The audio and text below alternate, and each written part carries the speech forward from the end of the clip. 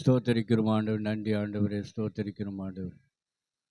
இந்த நல்ல ஆசீர்வதிக்கப்பட்ட இந்த ஓய்வு நாளின் காலவில் ஆண்டவரே ஸ்தோத்திரம். உமது பிள்ளைகளாகிய நாங்கள் ஆண்டவரே ஸ்தோத்திரம். உம்முடைய சமூகத்தில் வந்து ஆண்டவரை காத்திருந்து அப்படி ஆண்டவரே பாடலை பாடும், ஆராதனை பாடலை பாடும் அப்படியான நேரங்களை செலவு பண்ணி கொண்டு இருக்கிறோம். இப்பொழுது உம்முடைய வேதத்தை நாங்கள் தியானிக்க போகிறோம். ஆண்டவர் நீங்கள் பேசுக, நாங்கள் கேட்கிறோம். இயேசு கிறிஸ்து பரம்பிதாவே ஆமென். நம்ம உட்காருவோம். அல்லேலூயா, அல்லேலூயா, அல்லேலூயா. யாரிடம் செல்வோம் இறைவா, வாழ்வு தரும் வார்த்தையெல்லாம் உம்மிடமன்றோ உள்ளன. யாரிடம் செல்வோம் இறைவா, அலைமோதும் உலகினிலே ஆறுதல் நீ தர வேண்டும். அலைமோதும் உலகினிலே ஆறுதல் நீ தர வேண்டும். அண்டி வந்தோர் அடைக்கலம் நீர் ஆதரித்தே அரவணைப்பாய். அண்டி வந்தோம் அடைக்கலம் நீர் ஆதரித்தே அரவணைப்பார். யாரிடம் செல்வோம் இறைவா, வாழ்வு தரும் வார்த்தையெல்லாம் உம்மிடமன்றோ உள்ளன. யாரிடம் செல்வோம் இறைவா, மனதினிலே போராட்டம் மனிதனையே மாட்டுதையா.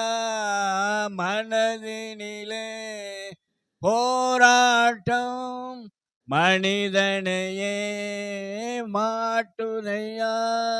குணமதிலே மாறாட்டம் குவளையந்தான் இணைவது போ. குணமதிலே மாறாட்டம் குவளையந்தான் இணைவது போ.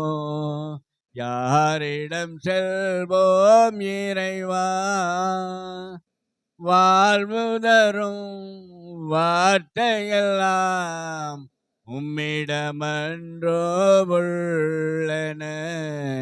யாரிடம் செல்வோம் இறைவா, வேறறுந்த மரங்களிலே விளைந்திருக்கும் மலர்களை போல், வேறறுந்த மரங்களிலே விளைந்திருக்கும் மலர்களை போல் உலகிருக்கும் நிலை கண்டு உமது மனம் இறங்காதோ. உலகிருக்கும் நிலை கண்டு உமது மனம் இறங்காதோ. யாரிடம் செல்வோம் இறைவா, வாழ்வு தரும் வார்த்தையெல்லாம் உம்மிடமன்றோ உள்ளன. யாரிடம் செல்வோம் இறைவா. சோத்திரிக்கணும் மாடு. சோத்திரம் சோத்திரம். இந்த உலகத்துல வந்து நம்ம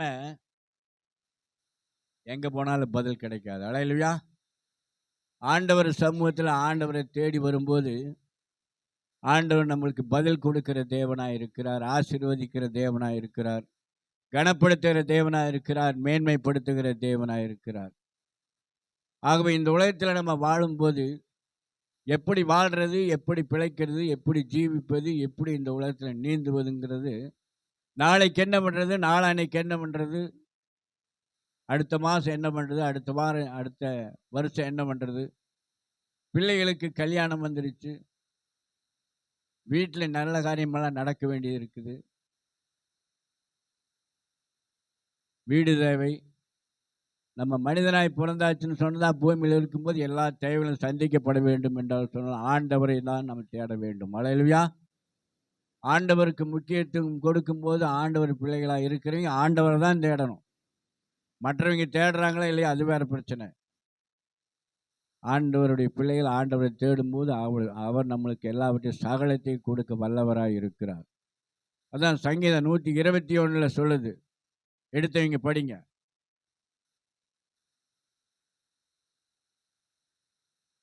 எனக்கு ஒத்தாசையாக ஆரம்பிக்கும். எனக்கு ஒத்தாசை வரும் பர்வதங்களுக்கு நேராக என் கண்களை ஏறெடுக்கிறேன். வானத்தை பூமியை உண்டாக்கின கர்த்தரிடத்திலிருந்து தான் நம்மளுக்கு ஒத்தாசை வரும். எங்கிருந்து ஒத்தாசை வரும்? வானத்தையும் பூமியும் உண்டாக்கின கர்த்தராகிய இயேசு கிறிஸ்துவினிடத்தில் தான் நம்மளுக்கு ஒத்தாசை வரும், உதவிகள் வரும், நம்முடைய தேவைகள் சந்திக்கப்படும், நம்முடைய குறைவுகள்லாம் நிறைவாக்கப்படும். அதனால் அவரையே நோக்கி பார்க்கிற பிள்ளைகளுக்கு ஆண்டவர் வெட்கப்படுத்தவே மாட்டார். சகலத்தின் நன்மைக்கு ஏதுவாய் செய்கிற தேவனாய் இருக்கிறார். அதுதான் சங்கீதக்காரர் நல்ல ஆண்டவர் நல்லா புரிஞ்சுதான் அந்த வசனத்தை எழுதுறார். எனக்கு ஒத்தாசை வரும் பர்வதங்களுக்கு நேராக என் கண்களை ஏறெடுக்கிறேன். நம்ம இந்த காலத்தில் எங்கே ஏறெடுக்கிறோம்? மனிதரை யார் என்ன கொடுப்பா, யார் அவன் கொடுப்பான், யார் இவங்க கொடுப்பாங்களா, அவங்க கொடுப்பாங்களா, அம்மா கொடுப்பாங்களா, அப்பா கொடுப்பாங்களா, நம்ம பழகம் நீங்கள் கொடுப்பாங்களா அப்படின்னு தான் நம்ம எதிர்பார்க்கோம். நம்ம எதிர்பார்ப்பு பூரா ஆண்டவர்கிட்ட தான் இருக்கணும். காலையில் எந்திரிச்சு யார் யார் ஆண்டவர் சமூகத்தில் நின்று ஆண்டவரை நோக்கி ஜெபிச்சீங்க சொல்லுங்க பார்க்கலாம்.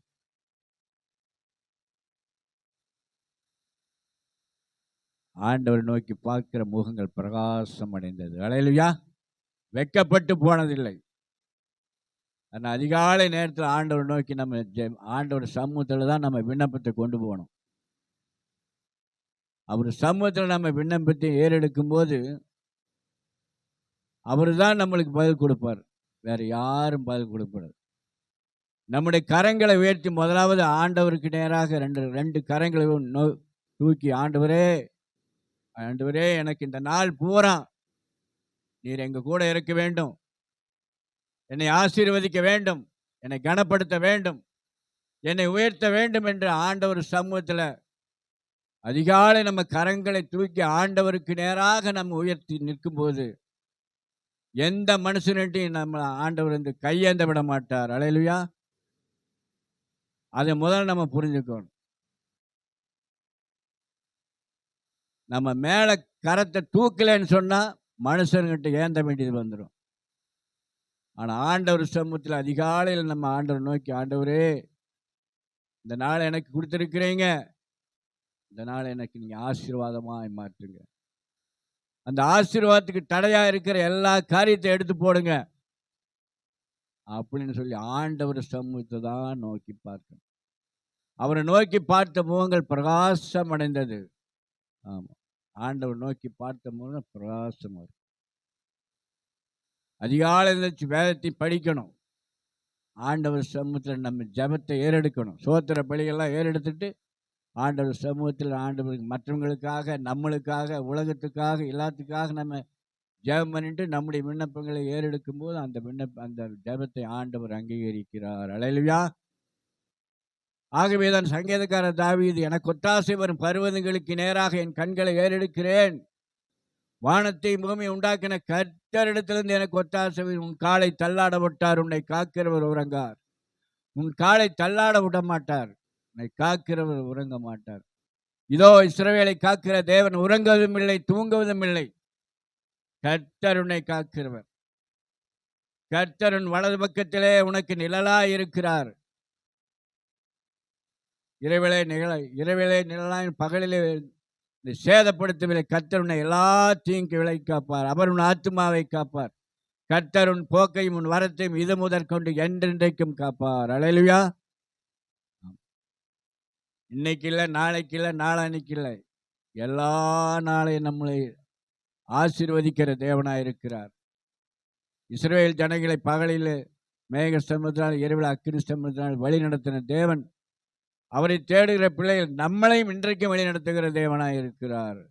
அவர் பெரிய தேவனாக இருக்கிறார். ஆண்டவருடைய வசனம் சொல்லுது, ஏசாயா 33:3 சொல்லுது, என்னை நோக்கி கூப்பிடு, அப்பொழுது நான் உனக்கு உத்தரவு கொடுத்து நீ அறியாததும் உனக்கு எட்டாதமான பெரிய காரியங்களை செய்வேன்னு சொல்றார். ஆண்டவர் நோக்கி நம்ம கூப்பிடணும். என்னை நோக்கி கூப்பிடு, அப்பொழுதுதான் அவர் இறங்குவார். கூப்பிடாம இருந்தா ஒன்றும் வேலைக்காகாது. வாய் திறக்கணும், மௌனமா இருக்கக்கூடாது. அது ஆண்டவர் வசனம் சொல்லுது. என்னை நோக்கி கூப்பிடு, அப்பொழுது நான் உனக்கு உத்தரவு கொடுத்து உடனே பதில் கொடுக்கிற தேவனாயிருக்கிறார். நீ அறியாததும் எட்டாததும் பெரிய காரியங்களை செய்வேன்னு சொல்றார். நீ இதை அறிந்திருக்கவே மாட்ட, கேட்டிருக்கவே மாட்ட, இப்படியெல்லாம் நடக்குமா நீ புரிஞ்சிருக்கவே மாட்ட. நீ ஒன்று நினைச்சிருப்ப. ஆண்டவர் நீ உன்னுடைய நினைவுக்கு மேலான காரியத்தை ஆண்டவர் அதிகமாய் செய்கிற தேவனாய் இருக்கிறார். சிங்கக்குட்டிகள் தாழ் சென்று பட்டினியா இருக்கும். கர்த்தரை தேடுகிறவர்களுக்கு ஒரு நன்மையும் குறைபடாது. வருத்தப்பட்டு பாரம் சுமக்க நீங்கள் எல்லாரும் என்னிடத்துல பாருங்க, நான் உங்களுக்கு எந்த மனுஷனும் யாரும் சொல்லக்கூடாத வார்த்தை, யாரும் பேசக்கூடாத வார்த்தை இந்த வார்த்தை. என்னைன்னு அதான் சொல்றாரு, வருத்தப்பட்டு பாரம் சுமக்கிற பிள்ளைகளே நீங்கள் எல்லாம் என்னிடத்துல பாருங்கன்னு யாரோ சொல்லு. நம்ம வேதனையோடு கண்ணீரோடு ஒரு பக்கம் போனோம்னா துரத்தி விட்டுருவாங்க. இவங்களுக்கு எப்போ பார்த்தாலும் பிரச்சனையே தீர மாட்டேங்குதுன்னு சொல்லி. ஆனால் ஆண்டவர் நம்மளை கூப்பிடுறாரு.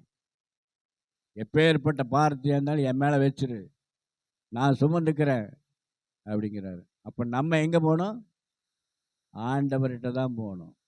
ஆண்டவரே உயர்ந்தவராக இருக்கிறார், மேன்மை உள்ளவராக இருக்கிறார், நம்மளை உயர்த்துகிற தேவனாக இருக்கிறார். ஆகவே தான் என்னை நோக்கி கூப்பிடு, அப்பொழுது நான் உனக்கு உத்தரவு கொடுத்து நீ அறியாத உனக்கு எட்டாவதுமான பெரிய காரியங்களை அறிவிப்பேன். பெரிய பெரிய காரியம், இதுதான் இல்லை அதுதான் இல்லை. ஆமாம், அவர் அதிகாலையில் ஆண்டவர் நோக்கி கூப்பிடுங்க. ஆண்டவர் பெரிய காரியங்களை செய்து நம்முடைய வாழ்க்கையில் சமாதானத்தையும் சந்தோஷத்தையும் கொடுக்கிற தேவனாக இருக்கிறார். எங்கள் வாழ்க்கையில் எல்லாமே நாங்கள் முடிஞ்ச அளவுக்கு எங்களுக்கு ஒரு தேவைகள், எங்களுடைய பிரச்சனைகள் எது இருந்தாலும் ஆண்டவர் சமூகத்தில் தான் நாங்கள் பழக்கம். ஆண்டவர் அந்த காரியத்தெல்லாம் அற்புதமாய் சந்திப்பார். ஏற்கனவே இது நான் சொல்லியிருக்கிற சபையெல்லாம் இருந்தாலும் நான் எனக்கு நிறைய பேர் தெரியாதவங்க வந்திருக்கனால அந்த சாட்சிகளும் கொடுத்து நான் சொல்கிறேன். ஊழியத்துக்கு வந்த புதுசு, அப்போ பழைய ஒரு டிவிஎஸ் 50 வச்சுட்டு இருந்தேன். பழைய டிவிஎஸ் 50 வச்சுருந்தேன். அது ரொம்ப பழசாகி போச்சு. அப்புறம் நானும் என் மனைவி 2 பேர் அதில் வந்துட்டு இருக்கும்போது போயிட்டு இருக்கும்போது இந்த இடத்துல டைரிட்டேரிங்கிற இடத்துல ஒரு மேடை இருக்குது. அந்த மேட்டை தாண்டி தான் எங்கள் வீட்டுக்கு வரணும். அப்போ மேட்டில் ஏறும்போது என்னன்னா அது ஆஃப் ஆயிரும், நின்று போயிடும், நமக்கு நின்று போயிடும். அப்புறம் நான் என்ன பண்ணுவேன், மடன்னு காலில் என்ன பண்ணுவேன், இன்னும் வண்டி ஓட மாட்டேங்குன்னு சொல்லி போய் காலில் தள்ளுவேன். அப்புறம் என் வீட்டுக்காரர் பின்னால் உட்காந்துக்கிட்டு, என்னையா வண்டி ஓட மாட்டேங்குது, ஸ்பீடெல்லாம் கம்மியாகி போச்சு, என்ன பண்ணுற அப்படின்னு கேட்க. அப்புறம் இல்லை நான் காலையே தள்ளிட்டு இருக்கிறேன்னு சொல்லிவிட்டு சரி நம்ம இறங்கிடுவான். இப்படியே பல நாள் ஓடிட்டு இருந்துச்சு. அப்புறம் சரின்னு சொல்லி போட்டு என்ன பண்ணா, அப்புறம் இது என்ன ஒரே பிரச்சனை, எங்கே போனாலும் ஆஃப் ஆயிடுது. அப்புறம் ஒரு நாள் அந்த பெங்களூரில் இருக்கிற அந்த சின்ன பிள்ளை காலேஜுக்கு போகும்போது அதே மாதிரி சம்பவம் நடந்துச்சு. அவன் இந்த பக்கம் இந்த சைடில் இந்த ஒரு பாலத்து வழியாக போகும்போது பஸ்ஸு காலேஜுக்கு போகிறதுக்கு பஸ் லேட் ஆகிடும். அப்புறம் வண்டியில் போகும்போது இது டக்குன்னு ஆஃப் ஆகிடுச்சு. என்னடா இது இப்படி ஆஃப் ஆகுதுன்னு சொல்லி அப்புறம் அதே மாதிரி காலையே தள்ளிட்டு, என்னப்பா பண்ணுற நீ, வண்டி போக மாட்டேங்குது, என்ன ஸ்பீடு கம்மியாயிடுச்சுன்னா பிள்ளை கேட்குறான். அப்புறம் நான் சொல்கிறேன், சாமி வண்டி ஆஃப் ஆயிடுச்சு, சரி இருப்பா, நீ இப்படி போகிறதுக்கு நான் நடந்தே போயிடுறப்பான்னு சொல்லி போட்டு அவன் எந்திரிச்சு நடந்து போவார். இந்த பிரச்சனைகள்லாம் தொடர்ச்சியாக நடந்துகிட்டே இருந்துச்சு. அப்புறம் இதுக்கு ஒரு முடிவு கட்டணும்ல. நான் இதுவரைக்கும் எனக்கு நினைவு தெரியும் யார்கிட்டயும் போய் காசு கேட்டதில்ல. எப்படிங்க? எனக்கு நினைவு தெரியும் யார்கிட்டயும் போய் நான் விசுவாசியா இருக்கும்போதும் காசு கேட்டதில்ல. காசு வாங்கினதில்ல. ஊழியக்காரனா இப்போ ஊழியக்காரனா ஊழியத்திலேயும் கூட யார்கிட்டயும் போய் எனக்கு ஒரு 5 கொடு 10 கொடுன்னு நான் கேட்டதும் இல்லை. அது கேட்கறத என் ஆண்டவர் என்னை விடல. அப்படியா ஆண்டவர் என்னைய வழி நடத்திட்டு வர்றாரு. சரி, அப்புறம் என்ன ஆயிடுச்சு சரின்னா, அப்புறம் நாங்கள் ரெண்டு பேரும் ஒரு முடிவு எடுத்தோம். என்னன்னு, சரி நம்ம நம்ம எப்படியாவது ஒரு ஸ்கூட்டி வாங்கி ஆகணும்.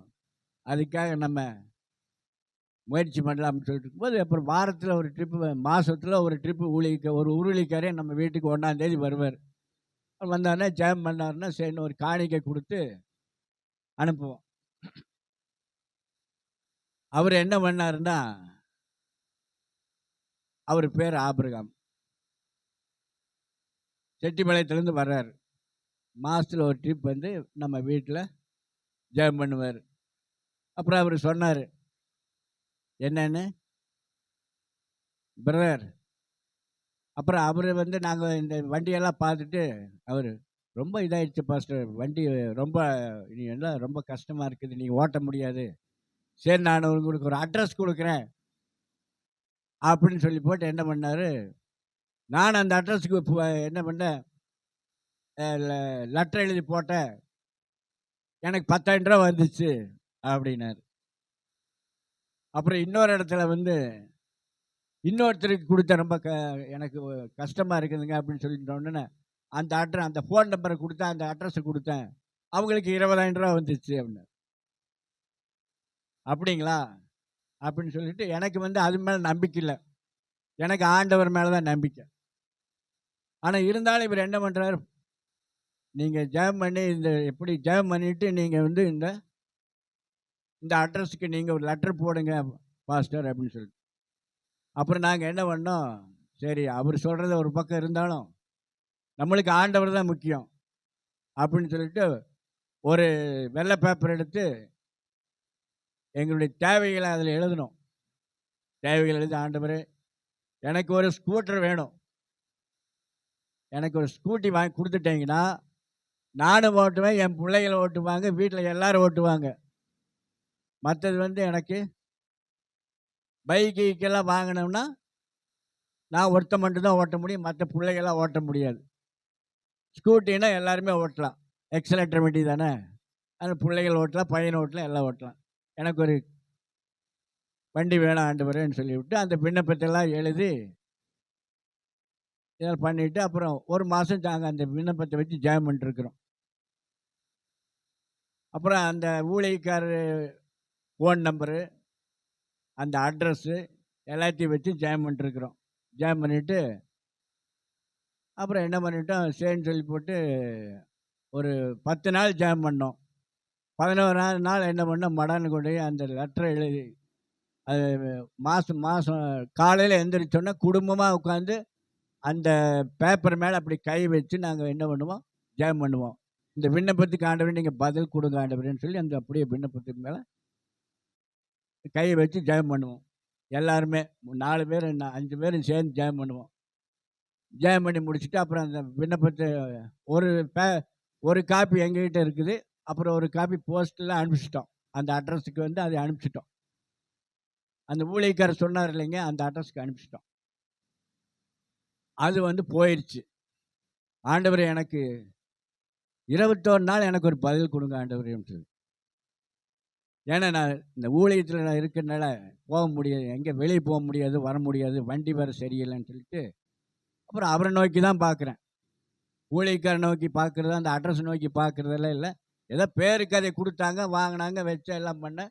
ஆனால் வச்சு சரி எதுக்கு ஒரு இது வேணுமில்ல, எதாவது வச்சு அனுப்பணுமில்லங்கிறதுக்கு வேண்டி அவர் கொடுத்த நம்பரை எல்லாம் வச்சு நான் ஜெபம் பண்ணிகிட்ருக்குறோம். ஜெபம் பண்ணிவிட்டு அந்த லெட்டர் அனுப்பிச்சிட்டோம். அந்த லெட்டரு நாங்கள் 21 நாள் சொன்னோம். 11ஆவது நாள்லேயே என்ன ஆகிடுச்சுன்னா எனக்கு 50,000 ரூபாய் செக்கு வந்துச்சு. அல்லேலூயா. அந்த அட்ரஸ் கொடுத்தவருக்கு 10,000, இன்னொருத்தருக்கு 20,000. எனக்கு 50,000 வந்துச்சு. 50,000 எது கரெக்டாக அந்த நாளில் வந்து ஸ்கூட்டியின் விலை 50,000. அல்லேலூயா. கரெக்டாக ஸ்கூட்டி வாங்குறதுக்கு ஆண்டவர் எப்படி செஞ்சார்? 50,000 கொடுத்தாரு.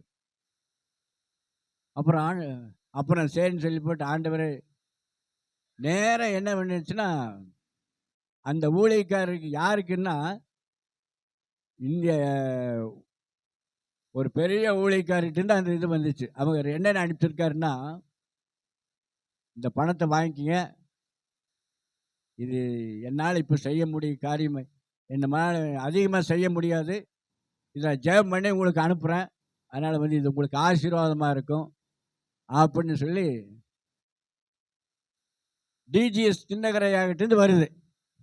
எப்படிங்க? அப்புறம் இந்த லெட்டர் வந்தோடனே பணமும் வந்துடுச்சு.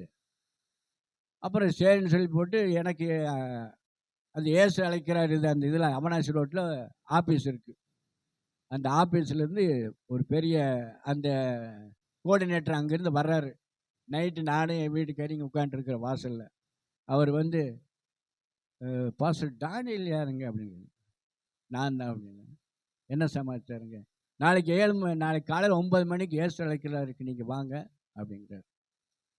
அப்புறம் அங்கே சரின்னு சொல்லி அடுத்த நாள் காலையில் நாங்கள் போயிட்டேன். போனோன்னு என்ன ஆகி போச்சு, அப்புறம் அங்கே இருக்கிற மேனேஜர் கேட்குறாரு, ஆமாம் நீங்கள் வேறு சபைக்காராச்ச, வேறு டினாமினேஷனில் இருக்கிறீங்க, ஆனால் நீங்கள் எப்படி இவருக்கு எழுதுனீங்க? உங்களுக்கு அவருக்கு சம்மந்தமே இல்லை, நீங்கள் அவரை பார்த்துருக்கிறீங்களான்னு கேட்டேன். நான் பார்த்தது இல்லைங்க அப்படின்னு. அவர்கிட்ட பேசுனதும் இல்லைங்க அப்படின்னு. அவருக்கு கண்டதும் இல்லைங்கன்னு. அவர் எங்கே இந்த பார்க்கில் தான் மீட்டிங் நடத்தினார்னா அந்த கடைசியிலேருந்து தான் பார்ப்பனுங்க. நேரடியாக அவர் பார்த்ததும் இல்லை, பேசினதும் இல்லை, அவர்கிட்ட காசு கேட்டதும் இல்லை, ஒன்றும் இல்லைங்க. லட்சக்கணக்கான கோடிக்கணக்கான லெட்டர் வந்துட்டு இருக்குதுங்க. ஆனால் உங்களுக்கு ஆண்டவர் அவருடைய கண்களை தயவு கிடச்சி 50,000 ரூபா உங்களுக்கு செக் அனுப்பிச்சிருக்கிறாரு. அது உங்களுக்கு எங்கிட்டேயும் கூட வரல, அது உங்கள் வீட்டை தேடி வந்திருக்குது. அதனால தான் நீங்கள் எப்படி லெட்டர் அனுப்பிச்சிங்க அப்படின்னு சொல்லி நான் கேட்குறேங்க அப்படின்னு. கேட்ட ஆள் யாருன்னு கேட்டால், பால் தினகரனுடைய மாமனார். மாமனார்னா சம்மந்தி கேட்குறாரு. அவர் அங்கே மேனேஜராக இருக்கிறார் அந்த சமயத்தில். அப்புறம் சரின்னு சொல்லி போட்டு அதை இது பண்ணிவிட்டு, அப்புறம் அந்த லெட்டர் எங்கே வந்துச்சுன்னா, அண்ணா வீதியில் ஒரு பழைய வீடு ஒன்று எனக்கு இருக்குது. அந்த வீட்டில் வந்து அங்கே வந்துடுச்சு. எங்கள் அப்பா அதை தூக்கிட்டு வர்றாரு. வந்துட்டு இந்த மாதிரி ஒரு லெட்டர் வந்திருக்குது, அது என்னன்னு பாடுறா, நான் அதை பிரிக்க முடியல அப்படின்னு சொல்லிவிட்டு, அப்புறம் நான் பிரித்து பார்க்கும்போது யாருமே எடுக்க முடியாத அளவுக்கு கரெக்டாக இது பண்ணி கவர் போட்டு இது பண்ணி அதை அந்த செக்கு போட்டு, அந்த செக்கு வந்து கோடு போட்டு செக் பண்ணிச்சு. அது நான் என்னை தவிர வேறு யாரும் எடுக்க முடியாது, அந்த மாதிரி செக் அது வந்துச்சு. அதை வாங்கி என்ன பண்ணிட்டு சரின்னு சொல்லி போட்டு அந்த செக்கை பேக்கில் போட்டு அப்படி வச்சுட்டேன். இது எதுக்கு சொல்கிறேன்னா, விசுவாசிகளாக இருக்கிறது உங்களுக்கு வந்து நீங்களும் அதே மாதிரி இருக்கணும். ஆண்டவர் தான் நம்பி இருக்கணும். அப்புறம் சரின்னு சொல்லி போட்டு வாங்கி வச்சுட்டேன். அப்புறம் சரி ஸ்கூட்டி வாங்கணுமில்ல, ஸ்கூட்டிக்கு தானே வாங்கியிருக்கணும், வச்சுட்டு இருக்கேன். ஸ்கூட்டி வாங்குறதுக்கு அப்போல்லாம் ட்ரை பண்ணிட்டு இருக்கிறேன். அவங்ககிட்ட சொல்கிறேன், இவங்ககிட்ட சொல்கிறேன், நல்ல ஸ்கூட்டி எது, நல்ல இது எதுன்னு பேசிட்டு இருக்கேன். பேசிட்டு இருந்து சரின்னு சொல்லி அப்படி பேச பேச ஒரு 2-3 மாதம் ஆயிடுச்சு. அப்புறம் மறுபடியும் ஆண்டவர் நம்மளுக்கு கொடுத்து நம்ம சும்மா இப்படி வச்சுட்டு இருக்கக்கூடாதுன்னு சொல்லி போட்டு பேசிட்டு இருக்கும்போது திடீர்னு என்ன ஆயிடுச்சு, பெரிய பிள்ளை காரியம் கூடிடுச்சு. பெரிய பிள்ளை காரியம் கூடனா பணம் இல்லை. அப்புறம் நாங்கள் என்ன பண்ணோம், விசுவாசியாக இருக்கும்போது ஒரு வீட்டில் குடியிருக்கும்போது போக்கியத்துக்கு ஒரு 35,000 ரூபா கொடுத்து வச்சுருந்தோம். அதை வந்து மடான்னு என்ன பண்ணோம், எங்கள் பாஸ்டர் அம்மாட்ட கொண்டு வந்து அதை கொடுத்து வச்சுட்டேன். அம்மா இது என்கிட்ட இருக்குது, போக்கியத்துக்கு, இப்போ நான் இங்கே இங்கே எங்களுக்கு வீடு கொடுத்துட்டீங்கள, அது இந்த பணத்தை வச்சுருங்க, கேட்கும்போது கொடுங்கன்னு சொன்னால் அந்த அம்மா வாங்கி வச்சிருச்சு. அப்புறம் இந்த மாதிரி அப்புறம் நான் அந்த அம்மாட்ட சொன்னேன், நான் போய், அம்மா இந்த மாதிரி பிள்ளை காரியம் கூடிடுச்சு, அப்புறம் நான் கொடுத்து வச்சிருந்த அந்த பணம் கொடுத்தீங்கன்னா பரவாயில்ல அப்படின்னு. அந்த அம்மா என்ன பண்ணுச்சு, உடனே அந்த 35,000 ரூபாய் கொடுத்துட்டு அந்த அம்மா மறுபடியும் உன் பிள்ளை கல்யாணம் நான் 35,000 ரூபா கொடுக்குறேன்னு சொல்லி போட்டு 70,000 ரூபா கொடுத்துச்சு. அல்லேலூயா. அப்புறம் சரின்னு சொல்லி போட்டு அது அப்படி கொடுத்து, அப்புறம் இந்த காசு 70,000 ரூபா இருக்குது. இப்படியா இருக்கும்போது அப்புறம் கடைசியில் என்னாச்சுன்னா, எப்படி ஒரு 1,5 லட்சமா அது வேணும். ஆனால் என் மனைவி சார்பில் அக்கா தங்கச்சிகளாம் இருக்காங்க, 3-4 பேர் இருக்காங்க. இவங்களுக்குள்ள ஒரு பழக்கம் என்னன்னு கேட்டால், ஒரு வீட்டில் ஒரு கல்யாணம்னு சொன்னால் 10,000 10,000 கொண்டு போய் கொடுத்துருவாங்க. இப்போ எனக்கு ஒரு என் வீட்டில் ஒரு விசேஷம் நடக்குதுன்னா எல்லா வீட்லேயும் எல்லாம் 10 10 ரூபா, அப்படி ஒரு 50,000 ரூபா வந்து சேர்ந்துருச்சு. ஏன்னா நம்ம வீட்டுக்காரி கூட பிறந்தவங்க 4-5 பேர் இருக்கிறாங்க. அப்படி ஒரு 50,000 இதை வச்சு என்ன பண்ணிட்டு செய்யணும்னு சொல்லி போட்டு காரியத்தை கூட்டிட்டேன். காரியத்தை கூட்டி கல்யாணம் முடிஞ்சு போச்சு. மொய் பணம் 1,00,000 ரூபா மீதியாச்சு. அப்புறம் சரின்னு சொல்லி போட்டு சரி மொய் பணம் 1,00,000 ரூபா மீதி ஆயிடுச்சுன்னு சொல்லிட்டு அதை மறுபடியும் பேங்க்கில் போட்டு வச்சுட்டேன்.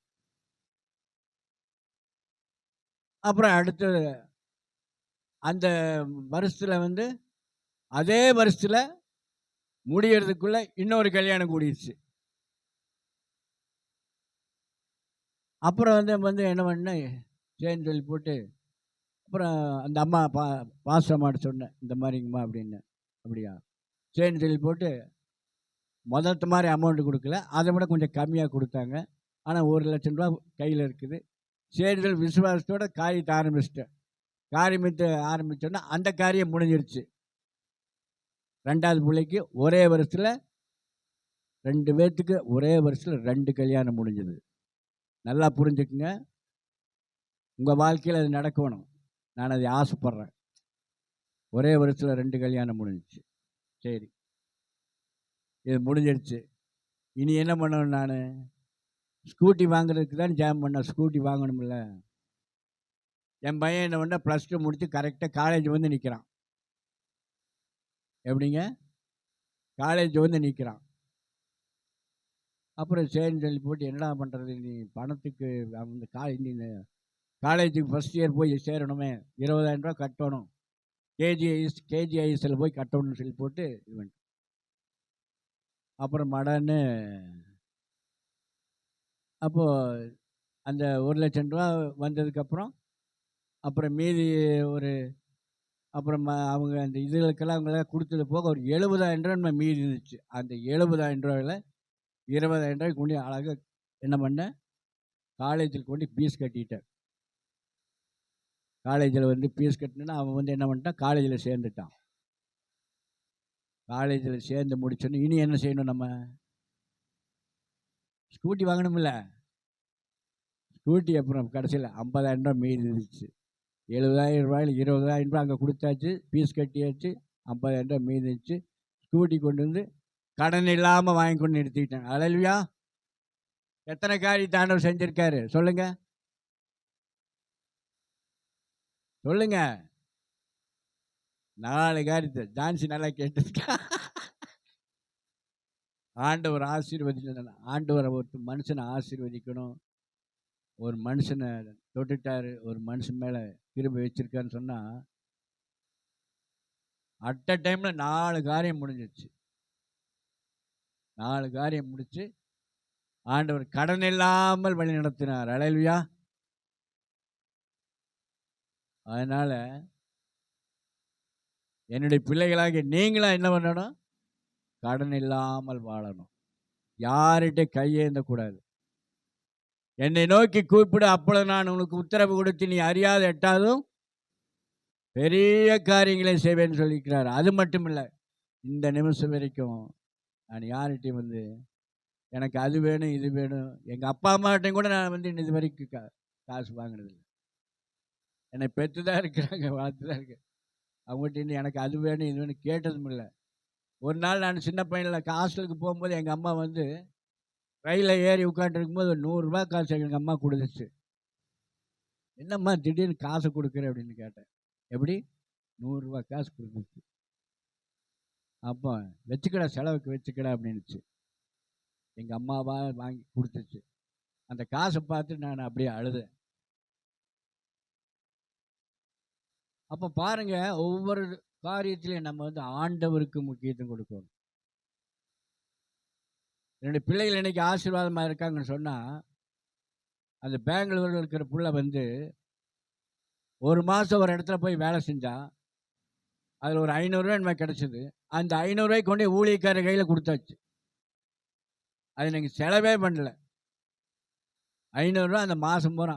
நான் நினச்சேன் ஏதோ 3000 ரூபா சம்பளம் கிடைக்குன்னு நினச்சேன். அந்த அம்மா என்ன பண்ணிடுச்சு, அந்த அம்மா வந்து 500 ரூபா தாங்க இப்படி. ஆனால் வந்து 3000 ரூபாய்க்கு மேலே அவள் வேலை செஞ்சுட்டா. ஆனால் இருந்தாலும் வந்து 500 ரூபா தான் கொடுத்துச்சு. உடனே நான் என் வீட்டுக்காரி நானும் அப்படியே கொண்டு ஒரு ஊழியக்காரர் கையில் கொடுத்துட்டோம். அவர் ஜெபம் பண்ணி வாங்கி வச்சுட்டாரு. ஆனால் இன்னைக்கு பிள்ளைகள்லாம், பெரிய பிள்ளைக்கும் அப்படி தான், பையனுக்கும் அப்படி தான். முதலாவது ஆண்டவருக்கு தான் நம்ம வந்து செய்யணும். ஆண்டவரை தான் தேடணும். ஆண்டவருக்கு தான் முக்கியத்துவம் கொடுக்கணும். ஆண்டவர்கிட்ட தான் நம்ம பிரச்சனையை சொல்லணும். நம்முடைய சோதனை, வேதனை, கண்ணீர், கவலை எல்லாம் ஆண்டவர் தான். அதனால தான் சங்கீதக்காரர் தாவீது அழகாக எழுதியிருக்கார், எனக்கு ஒத்தாசை வரும் பர்வதங்களுக்கு நேராக என் கண்களை ஏறெடுக்கிறேன், வானத்தையும் பூமியை உண்டாக்கின கர்த்தரிடத்திலிருந்து எனக்கு ஒத்தாசை வரும். உன் காலை தள்ளாடப்பட்டார், உன்னை காக்கிறவர் உறங்கார். இதோ இஸ்ரவேலை காக்கிறவர் உறங்குவதும் இல்லை, தூங்குவதும் இல்லை. கர்த்தர் உன்னை காக்கிறார்.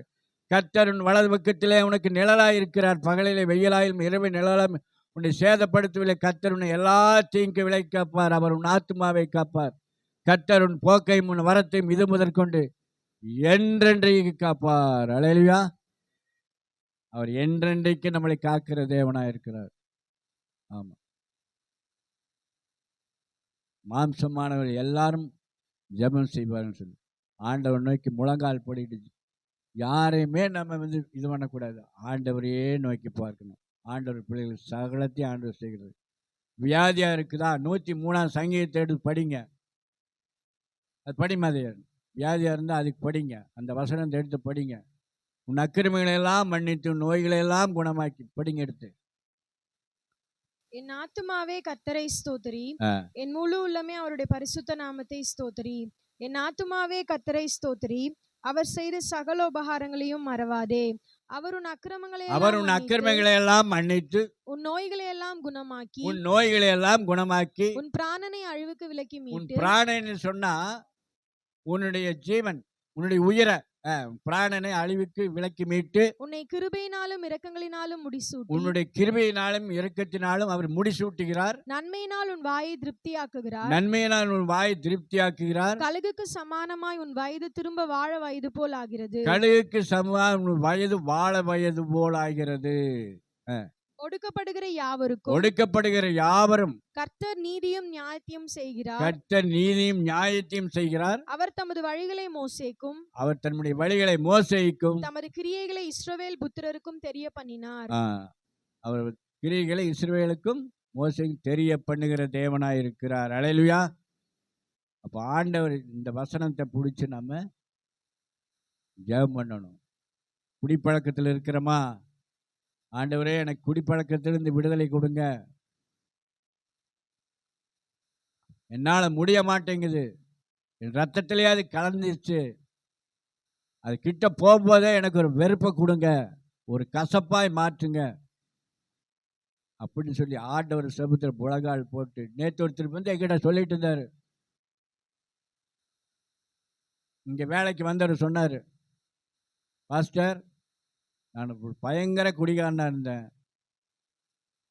நான் 1000 ரூபா சம்பாதிச்சேன்னா 1000 ரூபாயும் குடிச்சு போட்டு வந்துடுவேன்.